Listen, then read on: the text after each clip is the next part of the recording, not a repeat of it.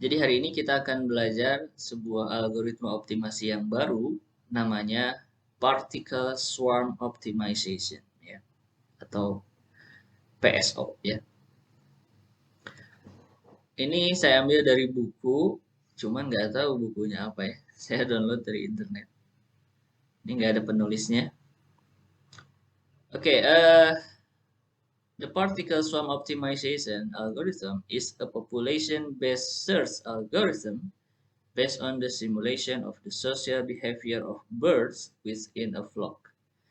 Jadi algoritma PSO ini adalah algoritma pencarian yang berbasis populasi ya.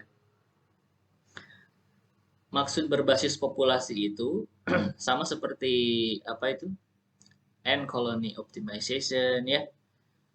Kemudian algoritma genetika. Jadi di situ kan ada populasi ya kan. Jadi ada sekelompok individu. Jadi satu populasi itu terdiri dari sekelompok individu ya. Kalau dalam algoritma genetika ya. Kemudian kalau di uncolony optimization juga sekelompok semut ya kan. Nah, ini juga sama. Jadi algoritma pencarian yang berbasis kelompok ya. Kenapa pakai kelompok? Ya tujuannya supaya kita lebih cepat mencarinya ya kan.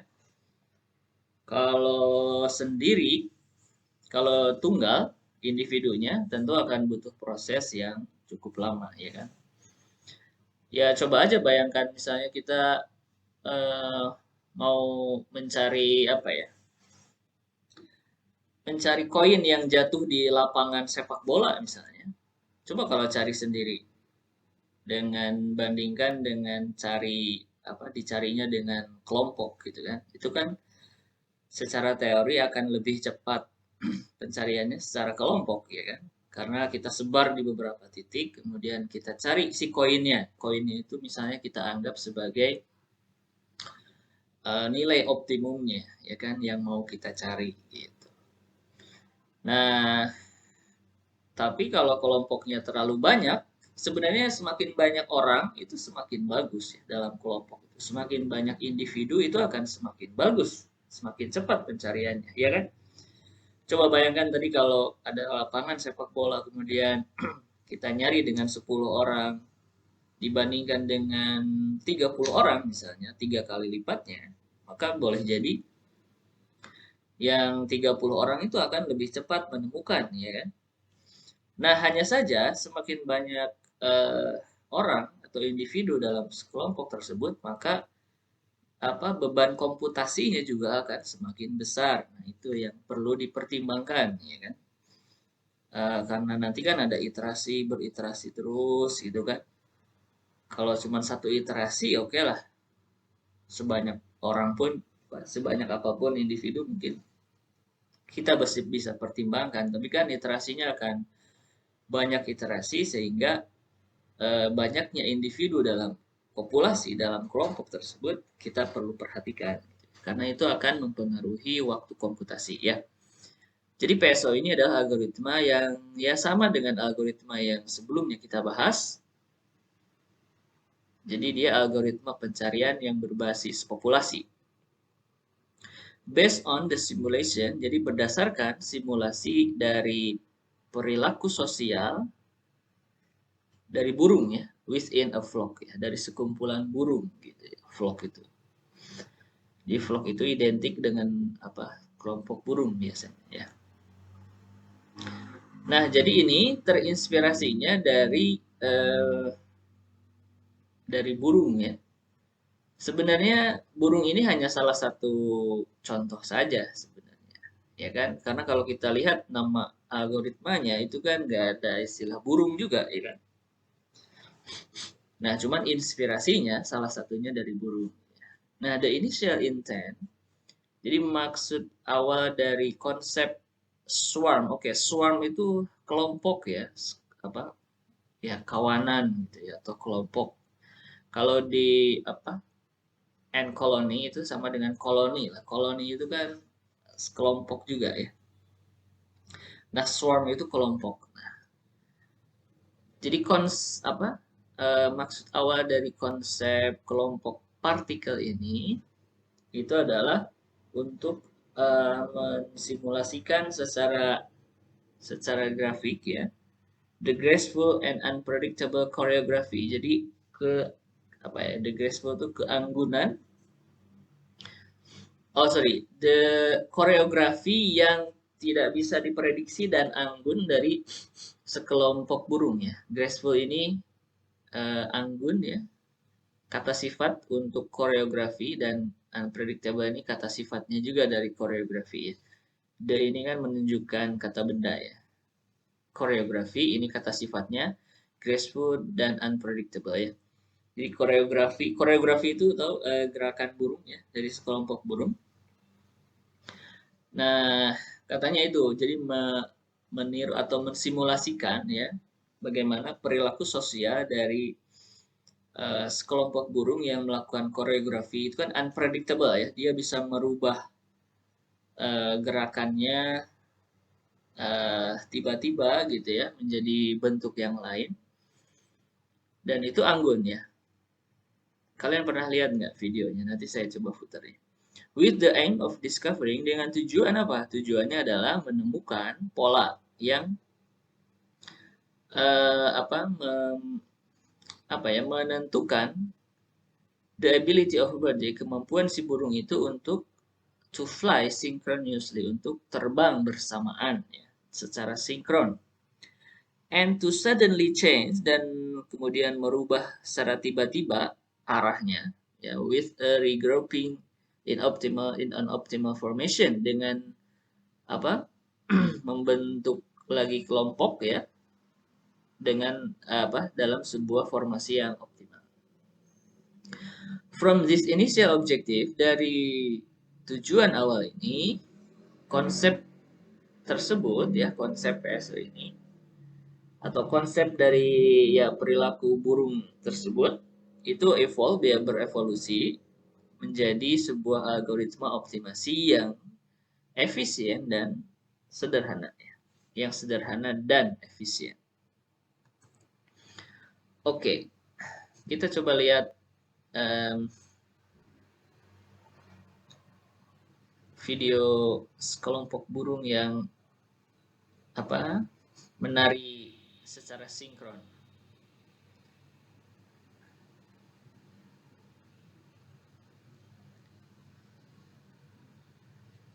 Ntar saya mute dulu ya supaya nggak, nanti kalau suaranya nggak kedengaran kasih tahu ya.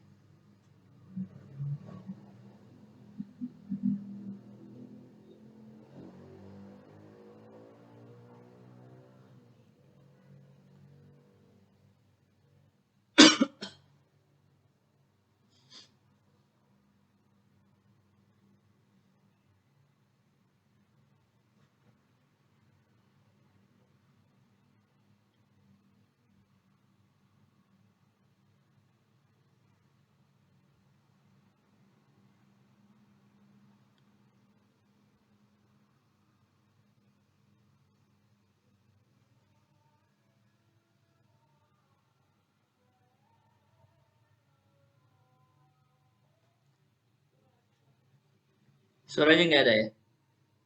Suaranya nggak ada ya? Kalau saya unmute, kedengaran nggak? Coba. Sekarang kedengaran? Enggak ya?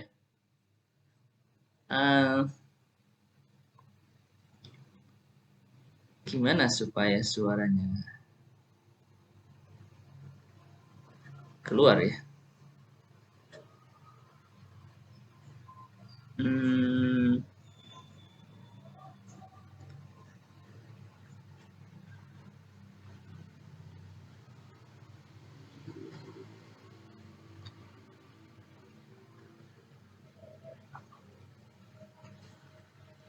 Pengaturan suara.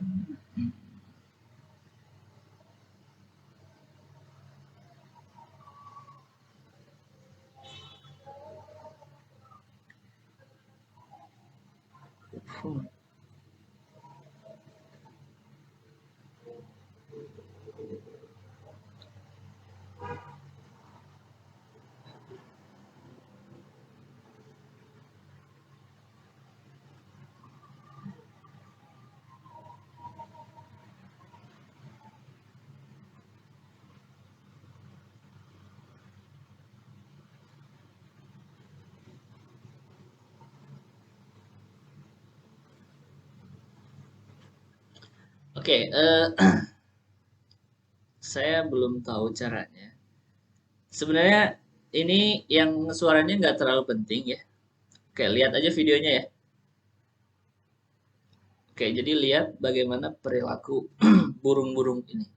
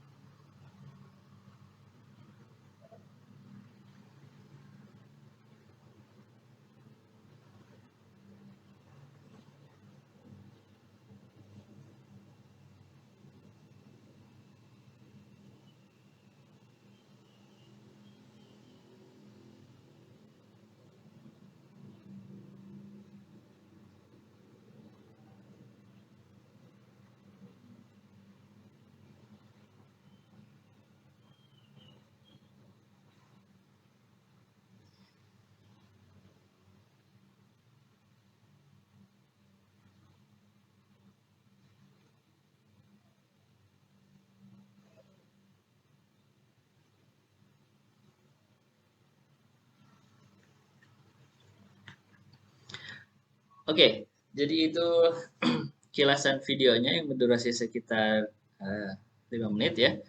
Jadi ada 10 juta ya, 10 million starling swarm, kawanan starling. Ya, ini nama burungnya itu starling.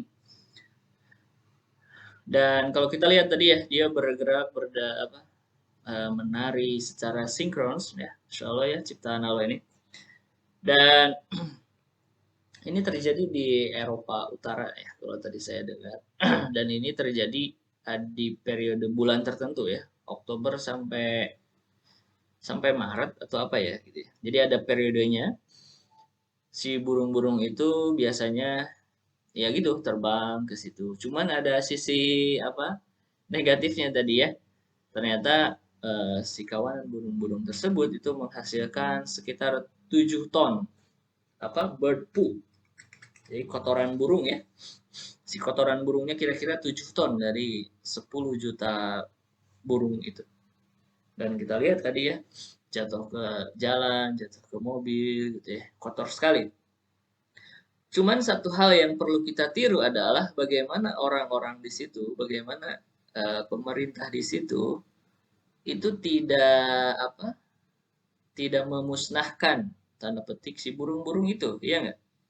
Nggak ada yang diburu atau ditembak atau apa gitu ya.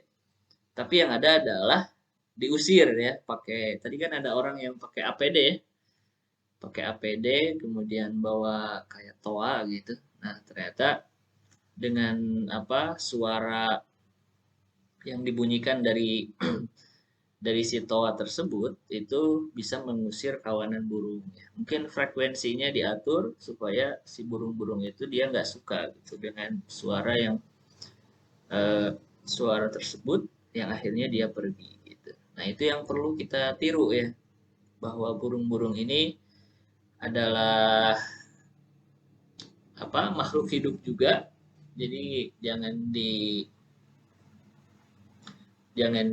dibunuh, dimusnahkan, bahkan dipunahkan.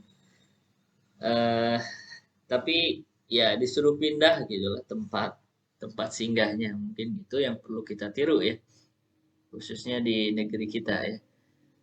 Karena kalau kita lihat burung-burung di lingkungan kita juga agak terbatas nih kan. Nggak ada burung yang bagus-bagus gitu. Kalau kalau pengalaman saya di Australia kemarin, burung-burung itu memang hidup dengan manusia gitu. Hidup dengan manusia itu saya bisa berjarak dengan burung itu dalam jarak yang sangat dekat dan si burung itu nggak takut gitu. Setiap pagi itu kicauan burung yang indah, yang warna-warni gitu di pohon kalau pagi-pagi itu. Dan jarak dengan burung bisa dekat itu karena burung-burung itu memang hidup dengan manusia gitu. Dia bagian dari lingkungan hidup gitu ya. Kalau di kita kan mungkin akan ditangkap, diburu, dijual gitu kan dan seterusnya. Nah, itu yang perlu kita tiru ya. Baik. Jadi algoritma PSO ini terinspirasi tadi ya. Jadi mencoba ini the graceful and unpredictable choreography. Jadi terinspirasi dari koreografi yang anggun dan tidak bisa diprediksi gerakannya itu kan tadi ke sana, kemari dan seterusnya. Dengan tujuan untuk mencari pola yang membentuk jadi pola yang menentukan bagaimana kemampuan burung untuk kenapa burung-burung tersebut bisa terbang secara synchronously ya. Apakah ada pemimpinnya, ada dirijennya untuk gerakan-gerakan tersebut? Kan nggak ada ya, ya nggak? Coba aja 10 juta, siapa yang ngatur 10 juta itu untuk bergerak secara eh, apa berdan apa bergerak bersamaan gitu ya, secara sinkron kan nggak ada yang tabrakan tadi ya. Kalau kita lihat kan nggak ada yang tabrakan. Kalau tabrakan mungkin dia udah jatuh ya, terus gitu kan. Tapi nggak ada yang tabrakan, padahal jumlahnya 10 juta. Coba bayangkan. Siapa yang ngatur gerakan-gerakan itu kan nggak ada ya. Nah, ini biasanya kalau saya baca di literatur lain itu namanya decentralized. Jadi memang nggak ada leadernya, gitu ya. Nggak ada leadernya itu memang murni karena apa melihat burung-burung yang ada di sekitarnya. atau self-organizing ya behavior, jadi perilaku yang memang diorganisasinya sendiri gitu ya, nggak ada leadernya. Nah, dalam PSO individuals, jadi individu dalam PSO ya, individu itu disebut dengan partikel ya. Nah, saya coba baca di literatur yang lain, kenapa si penemu algoritma ini lebih menggunakan kata partikel, padahal terinspirasinya dari burung-burung tersebut. Nah, kalau saya pahami kenapa partikel, karena si partikel ini kan nanti ada kecepatannya, itu ada kecepatan, ada perpindahan posisi, ada kecepatan gitu kan. Nah, itu dia lebih apa ya, lebih prefer untuk menggunakan kata partikel ya. Untuk apa ya, supaya lebih umum are flown through hyperdimensional space. Jadi dia terbang melalui ruang pencarian yang hyperdimensi. Ya, hiperdimensi itu maksudnya ruang pencarian yang berdimensi tinggi gitu ya. Kan ruang dimensi itu kan ada dimensi 1, 2, 3 gitu ya. Kalau 3 mungkin masih kita bisa bayangkan ya kan, dimensi 3 itu kan ada sumbu X, Y, Z gitu kan. Tapi kalau yang sudah dimensi tinggi ya ruang pencariannya, maka itu kan kita sulit membayangkan. Dan ya PSO dan juga algoritma yang lain yang kemarin kita bahas itu bisa melakukan pencarian di ruang pencarian yang berdimensi tinggi. Jadi nggak cuma 3 dimensi, X, Y, Z, dia bisa lebih banyak lagi. Nah, perubahan terhadap posisi dari partikel dalam ruang pencarian itu didasarkan pada the social psychological tendency. Jadi kecenderungan sosial atau ya sesuatu ya lingkungan dan juga psychological dari individu-individu untuk meniru kesuksesan dari individu yang lain. Jadi perilaku burung yang tadi kita lihat itu adalah dia mencoba apa ya, melihat coba kita lihat ya. The changes to a particle, jadi perubahan sebuah partikel within the swarm, dalam kawanan atau dalam sekelompok tersebut, are therefore, oleh karena itu dipengaruhi by the experience on knowledge of its neighbor, dipengaruhi oleh pengalaman, pengetahuan dari tetangganya. Nah, perilaku pencarian dari si partikel itu, Zeus, oleh karena itu disebabkan oleh partikel yang lain dalam sekelompok kawanan tersebut ya. The concept, okay. Jadi intinya adalah pergerakan dari si partikel ya, atau perubahan posisi dari si partikel atau burung-burung tadi itu, kita bisa lihat itu dipengaruhi oleh experience dan juga knowledge dari tetangganya. Jadi memang si tetangga yang ada di dekatnya itu mempengaruhi perilaku dari suatu burung gitu.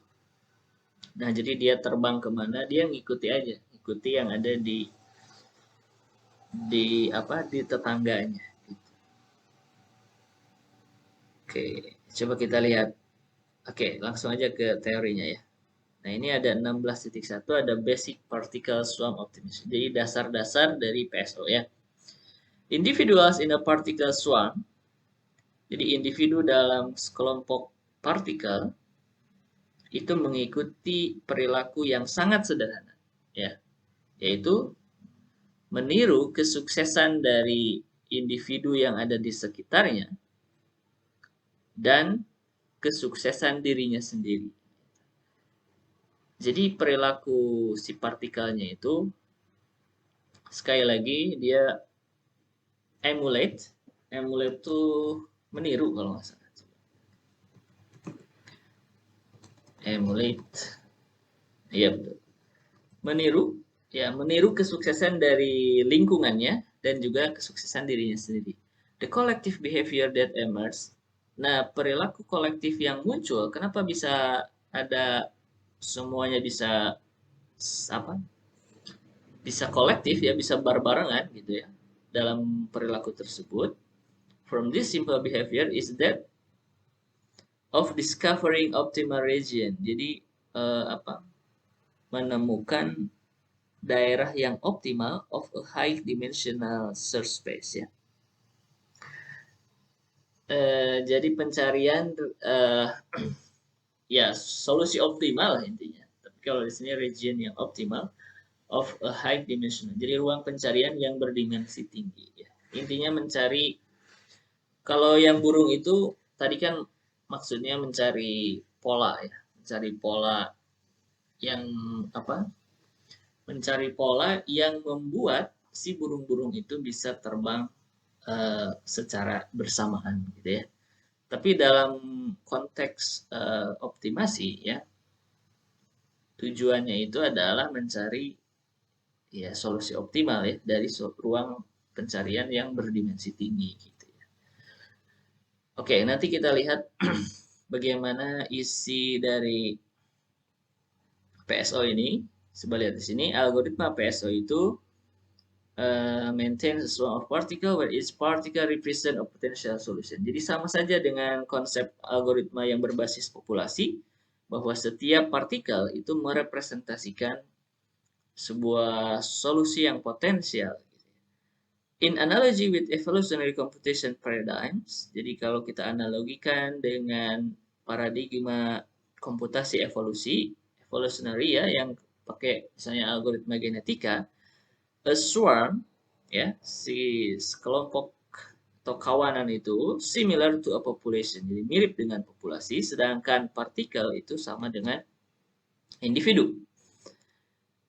In simple terms ya, dalam istilah sederhana, partikel tersebut itu are flown, mengalir atau terbang melalui sebuah ruang pencarian yang multidimensi ya, atau hyperdimensional, where the position of each particle, di mana posisi dari setiap partikel is adjust. Itu di adjust itu bisa di-update atau ya dihitung berdasarkan to its own experience, berdasarkan pengalaman pribadinya, and that of its neighbors ya, dan juga tetangganya atau lingkungannya ya. Nah misalkan ya xi dalam kurung T itu menotasikan posisi dari sebuah partikel I dalam ruang pencarian pada waktu T ya. X ini vektor ya. Kita lihat di bold ya, karena kita kan bicaranya dalam ruang yang berdimensi tinggi. Jadi bentuk umumnya maka X ini dalam bentuk vektor ya. Jadi nanti komponennya ada posisi di dimensi yang pertama, posisi di dimensi yang kedua gitu ya. Jadi kalau dibayangkan misalnya 3 dimensi sebut saja, maka X ini terdiri dari komponen X, misalnya komponen Y, ada komponen Z. Gitu kan. Dia tergantung pada dimensinya, berapa banyak dimensinya. Kalau 3 berarti komponennya ada 3. Unless otherwise state, T denote discrete time step. Jadi kecuali misalnya dinyatakan dalam bentuk yang lain, kalau di sini misalnya T itu dinotasikan dengan waktu diskrit ya. The position of the particle, di posisi partikelnya itu diubah dengan menambahkan kecepatan ya. Kecepatan itu VET ya, to the current position, terhadap posisi yang sekarang. Nah, ini rumusnya ya. Jadi posisi partikel I pada waktu berikutnya T plus 1 itu sama dengan posisi partikel I pada waktu T ya, pada waktu sebelumnya ditambah dengan kecepatan partikel I. Nah, ini tahu nih ada kesalahan nggak ya? Kalau di sini kan VIT ya, di sini VIT plus 1 ya, berarti kecepatan pada waktu berikutnya, ya kan? Nah, ini perlu nanti perlu dicek ya. Kayaknya ini VIT kayaknya.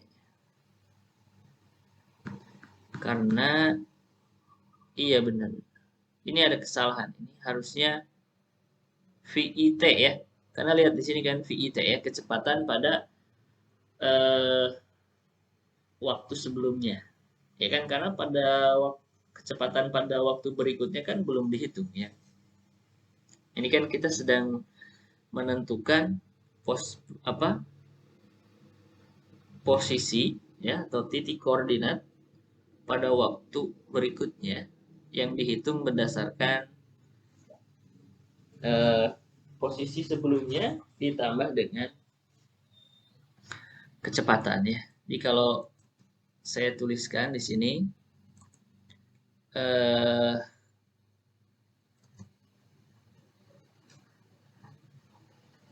posisi yang baru itu ya XI T plus 1 gitu, sama dengan XIT ditambah VI T gitu ya. V-nya juga vektor ya. Artinya V itu nanti ada komponen misalnya 3 dimensi sebut saja ya. Ada Vx, Vy, Vz ya. Kecepatan terhadap sumbu X, kecepatan terhadap sumbu Y, kecepatan terhadap sumbu Z gitu ya. Nah, kenapa rumusnya seperti ini? Sebenarnya itu berasal dari kalau kita tahu kan kecepatan itu kan perubahan posisi ya terhadap perubahan waktu gitu kan. Nah, kemudian kita bisa kali silang nih V kali delta T sama dengan delta X ya. Delta X-nya di sini itu artinya perubahan posisi pada waktu T plus 1 ya kurangi X T gitu kan. Ini anggaplah dimensinya 1 ya.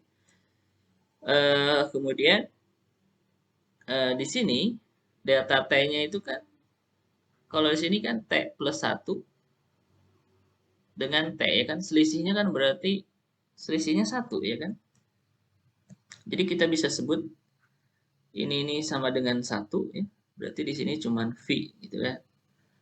Nah, kalau kita buat secara eksplisit xt plus 1-nya, maka kita dapatkan V ini kan pindah ke sini jadi plus ya. Iya betul, xt plus V. Nah, gitu ya. Ini kan sama aja dengan ini ya. Karena delta T-nya 1. Jadi sebenarnya ini ada delta T ya, kali delta T. Cuman karena delta T-nya 1 jadi seperti ini. Nah, ini rumus posisi ya. Jadi ini posisi yang baru.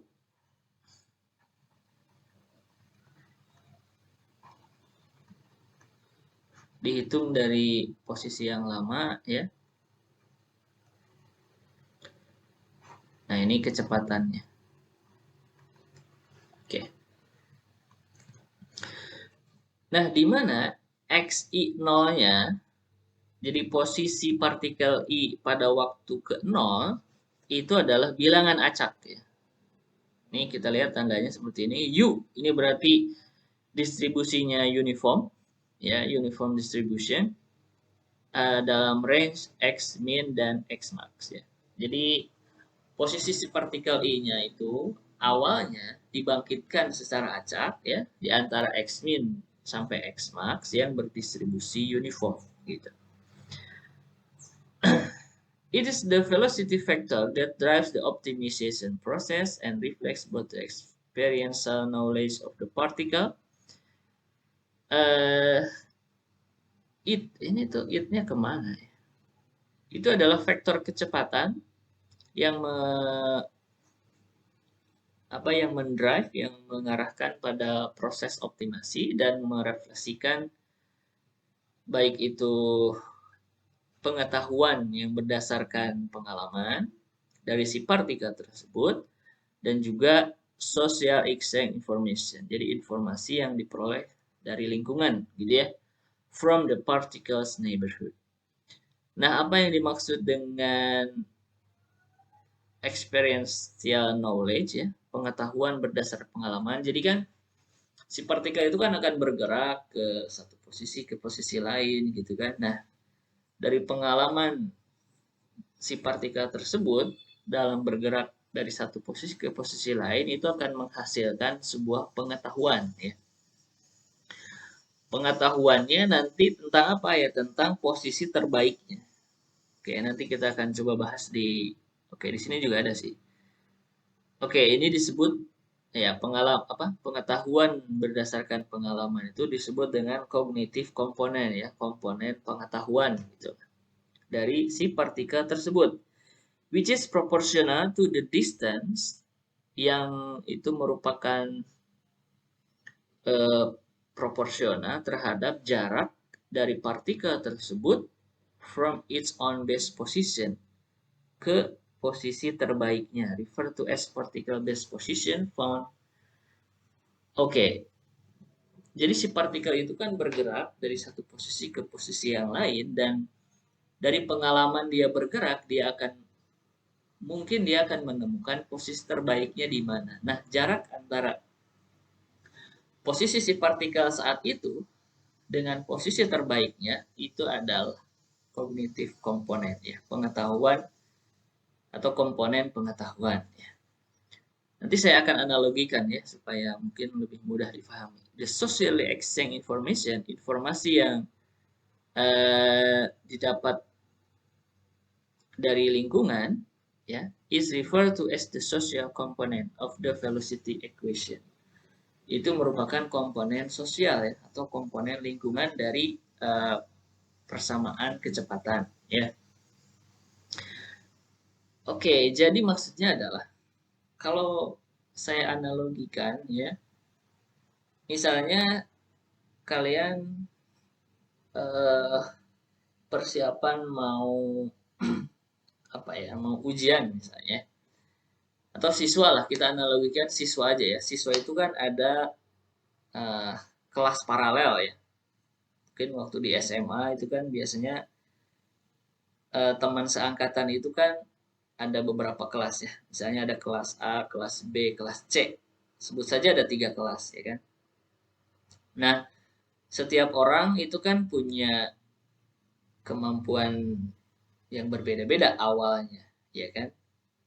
Atau bisa kita analogikan dengan posisi si partikel itu awalnya berbeda-beda, pokoknya random gitu kan, antara X min dan X max. Gitu ya. Jadi sama dengan siswa juga, awalnya itu kan berbeda-beda ya setiap orang itu. Nah, kemudian misalnya belajar, kemudian nanti ada beberapa tes ya dalam menjelang UN misalnya ya, menjelang ujian nasional gitu ya. Jadi ada semacam tryout, ada tryout gitu ya, tryout menuju UN. Dan tryoutnya itu ada beberapa kali ya, ada tryout 1, 2, 3 misalnya, ada 3 kali sebut saja.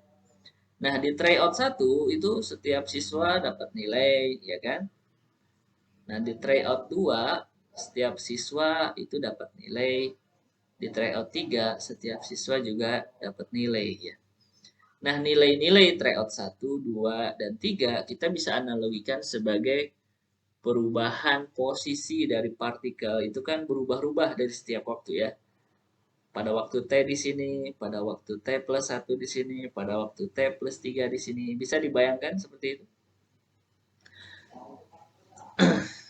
Nah, kemudian dari TO 1, 2, 3 itu kan misalnya si A itu kan punya dapat nih nilai TO 1, 2, 3. Nah, nilai terbaiknya dia itu di mana? di antara TO1, 2, 3 itu? Oke, saya tulis sini.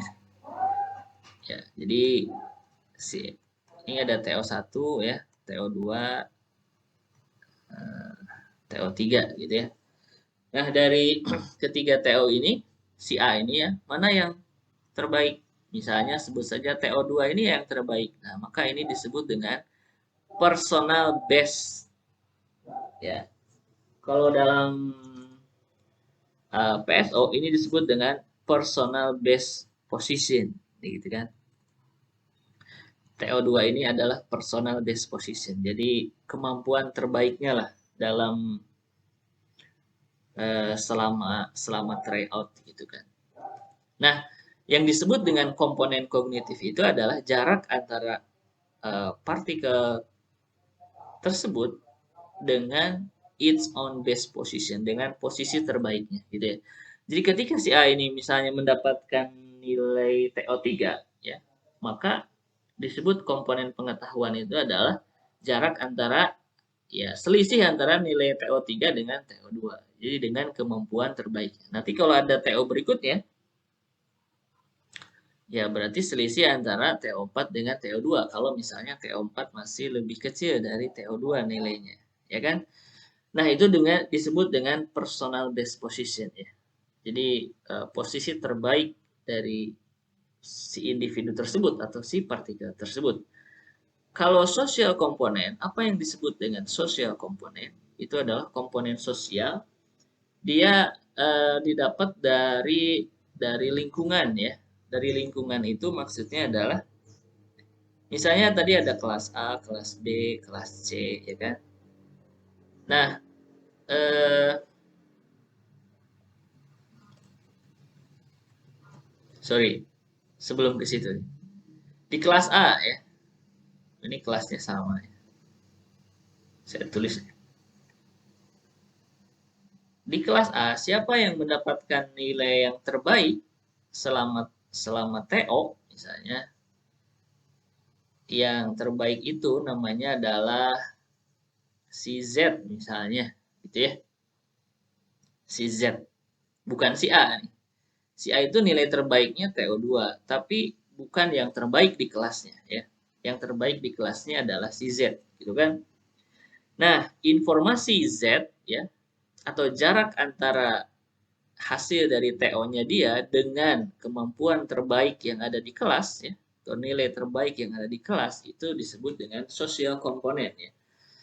Jadi komponen sosial itu informasi atau pengetahuan yang didapat dari lingkungan ya.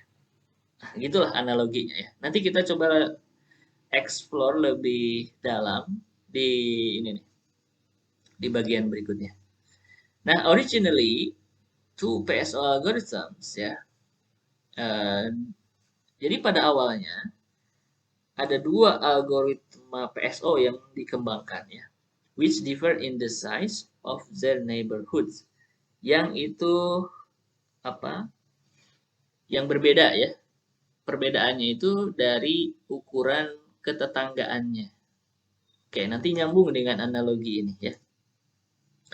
These two algorithm ya, dua algoritma ini disebut dengan ini G-base dan L-base PSO ya. Are summarized in section. Oke, nanti akan kita bahas dua-duanya. Nah, perbandingan antara G-base dan L-base dari PSO itu diberikan pada contoh ini. Oke. Nah, velocity components are described in section. Oke, nanti nyambung ya dengan apa yang tadi sudah kita bahas. Oke. Jadi ada dua algoritma ya, ada G-base. G itu maksudnya G-nya tuh global base, ada L-base ya. Nanti kita lihat yang L-base. Oke, kita bahas dulu yang G-base ya. The neighborhood for each particle is the entire swarm. Nah, jadi sekali lagi perbedaan antara G-base dengan L-base itu adalah cara mendefinisikan lingkungan. Lingkungannya itu apa? Kalau G-base yang disebut dengan lingkungan adalah lingkungan dari sebuah partikel itu adalah semua yang ada di sekitarnya. The entire swarm, jadi semua partikel ya, semua kawanan ya, semua partikel yang ada di kawanan tersebut itu adalah tetangganya. The social network employed by the GBS reflects the star topology. Jadi jaringan sosial yang dipakai dalam GBS itu merefleksikan star topologi, jaringan bintang ya, nanti ada di 16.2. For the star neighborhood topology, the social component of the particle velocity update. Oke. Jadi maksudnya adalah, coba kita lihat di sini. Sebelum ke situ. In this case, the social information. Nah, informasi sosial ya, is the best position found by the swarm. Itu adalah posisi terbaik yang ditemukan oleh kawanan ya, yang itu dinotasikan dengan y topi ya, y topi dalam kurung T. Nah, ini adalah posisi terbaik yang ditemukan oleh si kelompok kawanan. Nah, y topi ini adalah nilai terbaik. Oke, saya analogikan dengan kelas ini ya. Tadi kan kelasnya ada kelas A, kelas B, ya kan? Kemudian ada kelas C gitu ya. Nah, misalnya gini, di kelas A yang terbaiknya itu nilainya 80. Di kelas B 85. Di kelas C yang terbaiknya 90. Karena GBS ini yang disebut tetangganya itu adalah semua siswa, kalau dalam ini ya, kan seangkatan itu ada 3 kelas, semua siswa, maka yang disebut dengan Y topi, atau kalau tadi Y topi gitu ya, pada waktu ke T ya, misalnya ini T-nya tuh tryout yang keberapa gitu ya, misalnya di tryout yang kedua itu yang terbaiknya itu adalah kelas C ini 90 misalnya ya. Maka yang disebut Y topinya itu yang globalnya ini ya. Jadi dari semua siswa itu mana yang terbaiknya. Itu yang ada di kelas C yaitu 90 misalnya gitu ya. Jadi Y topinya ini adalah posisi terbaik yang ditemukan oleh si kawanan ya. Kalau tadi nilai terbaik yang didapat oleh semua siswa. Di sini ada rumus bagaimana menghitung kecepatan pada waktu ke T plus 1 ya. Lihat di sini VIJ. Oke, V-nya udah nggak bold. Kenapa? Karena kita sudah turunkan menjadi apa ini? Di sini si J-nya itu dimensinya ya. Jadi VIJ itu berarti kita menghitung kecepatan partikel I pada dimensi ke J. Ya. J-nya itu 1 sampai NX, di mana NX ini menunjukkan banyaknya dimensi. Ya. Jadi kecepatan IJ-nya pada waktu berikutnya dihitung dari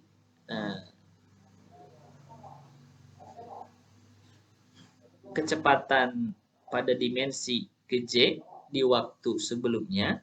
Ya. Oke, saya tulis dulu di sini. Kalau tadi ini posisi ya, rumus posisi. Ini rumus kecepatan ya. VIJ T plus 1 itu sama dengan VIJ pada waktu ke T ya, ditambah C1R1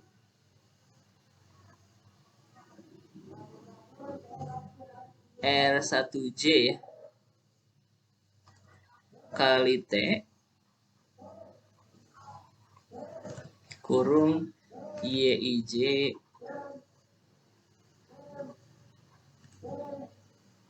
XIJT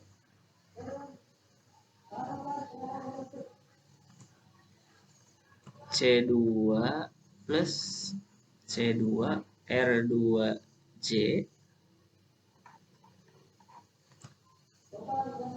dalam kurung T,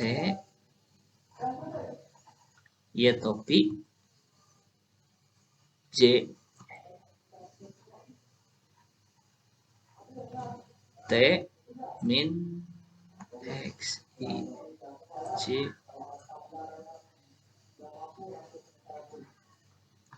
Nah, gitu ya. Oke,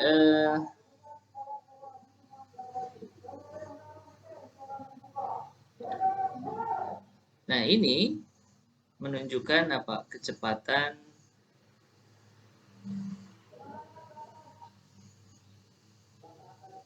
partikel I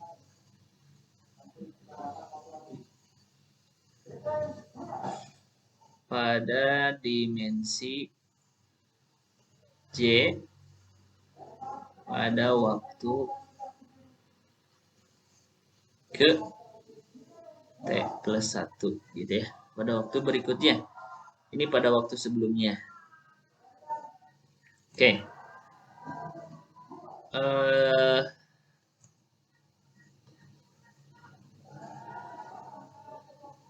Di mana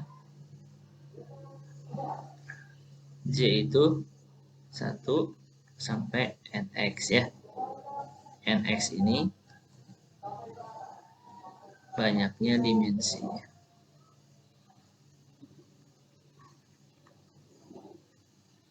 Nah, gitu. Oke, kemudian kita coba lihat apa saja komponen di situ. X, Y, Z, T itu adalah posisi partikel I pada dimensi J ya. Pada waktu ke T.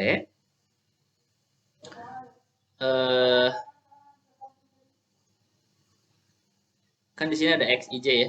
Ini posisi partikel ya. Masih ingat tadi? Sebenarnya asalnya kan X ini kan vektor ya. Dia punya komponen terhadap masing-masing dimensi. Nah, kalau di sini sudah diturunkan ya, maksudnya sudah direduksi jadi per dimensi. Jadi rumus ini per dimensi ini ya, untuk setiap J ya, untuk setiap J di mana oke, jadi rumus ini itu untuk setiap J di mana J-nya itu elemen dari 1 dan seterusnya sampai NX gitu ya. Nah, oke,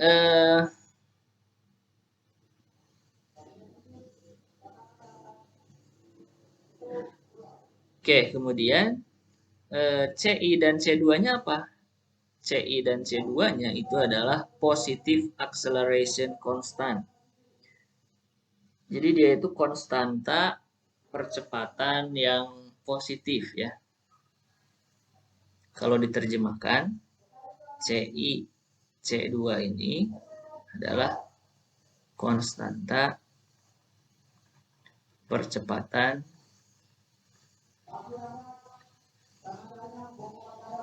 ya yang positif ya. Yang digunakan untuk menskalakan kontribusi ya dari kognitif, dari pengetahuan dan sosial komponen. Jadi sebesar apa sih kontribusi dari pengetahuan dan juga lingkungan? Maksudnya adalah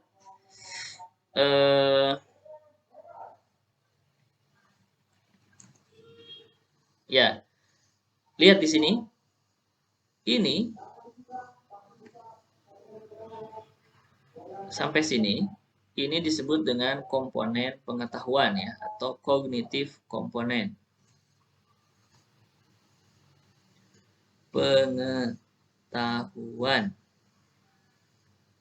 Kalau dari sini ke sini disebut dengan komponen sosial ya.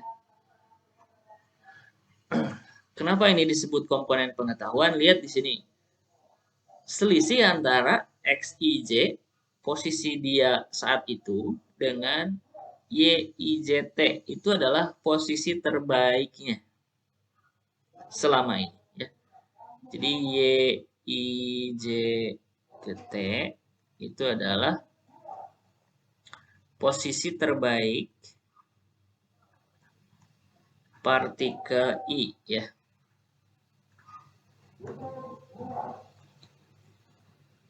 Pada dimensi J di waktu T gitu ya. Nah, gitu ya. Jadi coba kita lihat di sini adalah selisih antara posisi partikel I dengan posisi terbaiknya. Kalau tadi saya analogikan dengan ini, ya misalnya nih, pada waktu berikutnya di TO3, itu nilainya ternyata lebih rendah dari TO2, di mana TO2 ini adalah posisi terbaiknya, maka selisihnya itu adalah yang dimaksud dengan komponen pengetahuan ini. Ya. Kalau komponen sosial, lihat di sini, selisih antara posisi si partikelnya dengan kalau Y topi J T ya, ini adalah posisi terbaik, ya sebut saja global lah ya, ya nggak? Maksud global itu adalah secara keseluruhan gitu, semua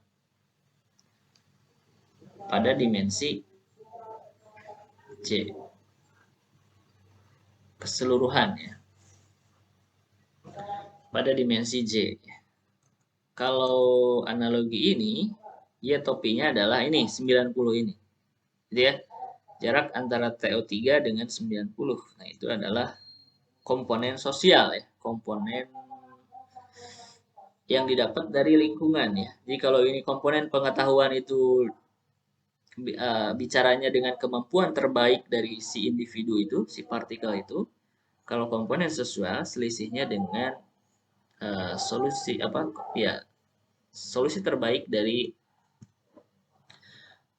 total ya, global. Sorry. Nah, yang ada di depan ini CI dan C2 ini adalah konstanta percepatannya. Jadi sejauh mana kontribusi, lihat di sini bahasanya. Jadi untuk menskalakan kontribusi dari kognitif dan sosial komponen. Jadi nanti kontribusinya sebesar apa nih? Kita mau, ini kan ceritanya gini. Kecepatan yang baru itu adalah kecepatan yang lama ditambah komponen pengetahuan ditambah dengan komponen sosial, kan? Nah, si komponen pengetahuan itu sebenarnya asalnya ini nih, asalnya ini. Cuman diskalakan supaya nilainya tidak terlalu besar, boleh jadi, atau untuk yang mengecilkan nilainya ya, skalanya apa ya, ya kontribusinya berapa persen lah. Misalnya kita kalau sebut dalam persen, C1 C2-nya ini mau berapa persen, yang penting kan dia positif ya. Nah, kalau R itu apa? R itu, coba lihat di sini, R1, R2 itu adalah bilangan acak, ini kan, yang berdistribusi uniform antara 0 sampai 1 ya. Jadi ini si R1, R2-nya dia bangkitkan bilangan acak, dan lihat di sini ada J-nya itu termasuk ya. Itu artinya apa? Artinya kan rumus ini kan dihitung untuk setiap J ya kan, dimensinya ada berapa. Misalnya dimensi 1 nanti R11 berarti ya, jadi dibangkitkan bilangan acak. Jadi artinya bilangan acak yang dibangkitkan untuk setiap dimensi itu bisa berbeda. Ya, bisa berbeda. Nah, ini bisa berbeda. Nah, these random values introduce a stochastic element. Jadi nilai bilangan acak ini itu akan menghasilkan elemen yang stokastik dari algoritma ini. Elemen yang stokastik itu artinya elemen yang ada unsur probabilitas, jadi nggak pasti. Jadi maksudnya adalah kalau kita mau meran algoritma ini berulang-ulang, itu hasilnya bisa berbeda. Kenapa? Karena ada unsur bilangan acaknya, ya kan? Misalnya di run sekarang bilangan acaknya sekian, di run berikutnya bisa berbeda. Nah, sama seperti di algoritma genetika ya, kemudian di N colony optimization juga ada bilangan acak ya, kalau nggak salah. Ada bilangan acak yang dibangkitkan. Jadi di metaheuristik ini memang salah satu cirinya ada unsur stokastiknya ya. Artinya ada pembangkitan bilangan acak. Nah, C1 dan C2 ini bisa berupa nilainya sebenarnya nggak ditentukan di sini. Tapi sebenarnya C1, C2 ini bisa berupa persentase ya. Jadi C1, C2, misalnya gini, C2-nya itu seberapa banyak kontribusinya dari komponen pengetahuan. Misalnya kita tentukan itu 40% misalnya, kemudian dari sosial itu 60% ya. Berarti C1-nya 0,4 ya kan, C2-nya 0,6 gitu ya. Nah, sebenarnya R juga ini juga bilangan acak antara 0 sampai 1, tapi itu kan nggak nggak apa? Nggak pasti ya. Nilainya kan acak ya, bisa lebih kecil dari 0,5, bisa lebih besar gitu kan. Nah, kalau C1 dan C2 ini fix. Dia bukan bilangan acak, jadi kita yang tentukan. Jadi kita mau mengupdate kecepatan ini berdasarkan komponen pengetahuan dan sosial kan. Nah, seberapa persen kontribusinya dari komponen pengetahuan itu adalah C1. Seberapa persen berapa persentase yang diambil dari komponen sosial itu adalah C2. Gitu ya. Dan itu nilainya fix. Oke. Nah, the personal base position atau YI itu diasosiasikan dengan partikel ke I. Oh, dari partikel I itu adalah base position. Oke, tadi udah ya. Udah jelasin. Oke. Nah, ini gimana cara menghitung dari atau cara menentukan dari personal base position ya. Jadi YI plus YI pada waktu berikutnya atau apa ini? Ya, personal base position dari partikel I ya pada waktu berikutnya itu ada dua kemungkinan. Yang pertama, nilainya sama dengan personal base position pada waktu sebelumnya atau digantikan dengan nilai yang baru yaitu nilai posisi pada waktu yang baru. Kapan nilainya akan sama dengan nilai Y sebelumnya? Itu ketika nilai fungsi dari posisi yang baru itu lebih besar sama dengan F sebelumnya ya, atau artinya tidak lebih kecil dari F pada posisi sebelumnya. F ini adalah fitness function. Jadi ini asumsinya kasus minimasi. Coba oke, sini. Considering minimization problem. Jadi coba kita bayangkan ini adalah masalah minimisasi ya. Kalau minimisasi kan berarti kita mau mencari yang paling minimum. Jadi ketika nilai Y ketika nilai fungsi kan kita dapat posisi yang baru ya kan, notasinya ini. Kita cek nilai fungsinya, apakah hasil fungsinya lebih besar atau sama dengan nilai fungsi pada posisi sebelumnya. Kalau iya, maka nilai Y-nya sama dengan sebelumnya. Artinya tidak lebih kecil ya kan. Yang ini nih, X yang barunya tidak menghasilkan nilai F yang lebih kecil dari F sebelumnya. Tapi kalau menemukan posisi baru di mana nilai fungsinya lebih kecil dari F sebelumnya, karena ini adalah kasus minimisasi, maka personal base position-nya akan diganti dengan posisi yang baru. Nah, F ini adalah fitness function kalau di algoritma genetika ya, di E. Nah, fitness function ini mengukur how close, seberapa dekat solusi yang didapatkan dengan nilai optimalnya. Dan fitness function ini mengkuantifikasi atau mengangkakan lah performa, atau kita bisa melihat merefleksikan gitu ya, bagaimana performa atau kualitas dari solusi yang didapat. Nah, sedangkan global base position atau yang disebut dengan Y-topi pada waktu ke T itu didefinisikan dengan, lihat di sini. Y-topi itu adalah elemen dari ini Y0 sampai YNS ya, banyaknya apa itu? Banyaknya dimensi ya. Oh sorry, banyaknya populasi, banyaknya populasi.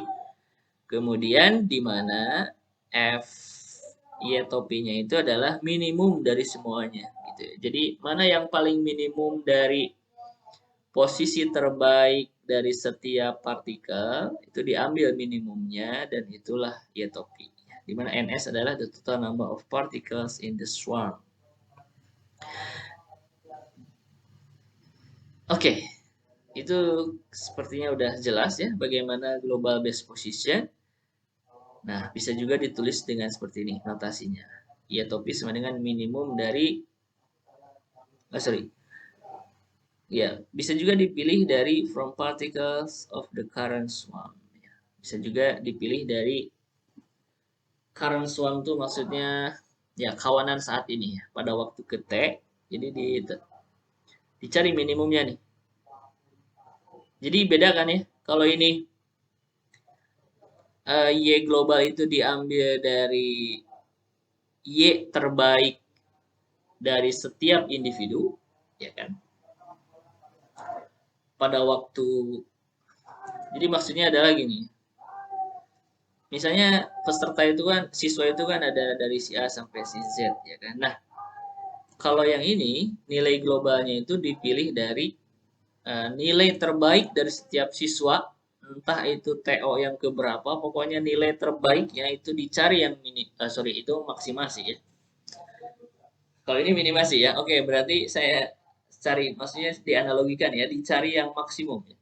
Jadi dari setiap siswa kan punya nilai terbaiknya ya kan. Nah, kalau yang ini maksudnya adalah dicari nilai maksimum dari eh, apa? Personal base setiap siswa gitu. Jadi nilai terbaik dari setiap siswa itu dibandingkan mana yang paling maksimum, maka itulah yang global. Tapi kalau yang ini dia dia hanya menentukan minimasinya dari saat itu aja. Jadi misalnya gini, kita sekarang sedang TO yang keempat, ya kan? Nah dari TO yang keempat ini siap diambil minimumnya atau dalam hal ini diambil maksimum dari nilai terbaik dari semua siswa ya, diambil mana yang maksimum itu ada pada tapi hanya pada TO yang keempat. Nah itu cara yang ini. Jadi ada dua cara nih menghitung global base position. Apakah itu secara global, jadi dari waktu ke waktu, pokoknya dari awal sampai akhir, mana yang paling minimum, atau hanya pada saat itu saja. Nah, ini adalah algoritma GBase PSO-nya. Coba kita lihat algoritmanya. Jadi yang pertama kita membuat atau menginisialisasi kawanan partikel ya yang berdimensi nx ya. Kemudian ini ada repeat until, ini ada pengulangan, ini diulang-ulang untuk setiap partikel dari 1 sampai ns, di mana ns ini banyaknya partikel. Itu dicek nih apakah posisi, oke ini dibangkitkan secara acak dulu ya xi-nya. Apakah fxi-nya lebih kecil dari fyi? Yi ini adalah personal base position dari partikel i. Ini adalah posisinya, dicek. Kalau lebih kecil maka dia akan menggantikan posisi terbaik dari partikel i. Oke, kemudian set the global position. Global positionnya juga di set. Apakah fyi-nya kurang dari fy topi? Ya ini harus diinisialisasi dulu ya, fy topinya berapa. Kemudian dibandingkan nih personal base position setiap partikelnya, partikel ini dibandingkan dengan yang terbaik ini apakah lebih kecil atau enggak. Kalau lebih kecil maka dia akan menggantikan global base positionnya. Kemudian setelah ini pengulangan selesai untuk semua partikel dan nanti kita dapatkan berapa nilai terbaik dari personal base position dari setiap partikel dan juga global base position ya. Maka sini ada pengulangan untuk setiap partikel dari 1 sampai ns. Nah, ini kita update kecepatannya dulu ya dengan menggunakan 16.2, kemudian update posisinya menggunakan 16.1 ya. Coba kita lihat. Jadi langkah yang pertama kita update kecepatannya pakai ini. Kemudian setelah itu kita update. Oke, berarti benar ya. Ini berarti kecepatan pada waktu T plus 1 ya, karena urutannya itu kan di sini kita lakukan 16.2 dulu.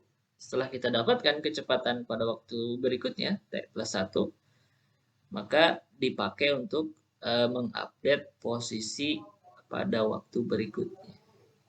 Mungkin ini yang keliru ya. Atau ya, adding a velocity pada waktu T plus 1 gitu mungkin maksudnya ya. Jadi sesimpel itu sebenarnya algoritma dari global base position. Baik, sampai sini pembahasan untuk global base position.